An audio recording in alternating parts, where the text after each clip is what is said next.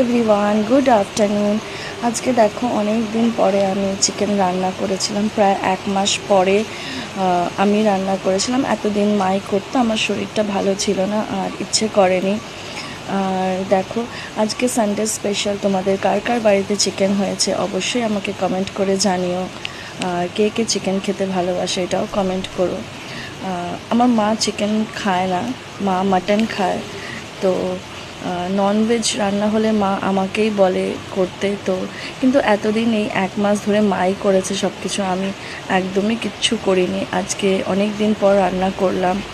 আর মাঝে মধ্যে আমার খুব ল্যাদ লাগে আর ইচ্ছে করে না। তোমাদের সাথেও কোনো রেসিপি এই কদিন শেয়ার করা হয়নি।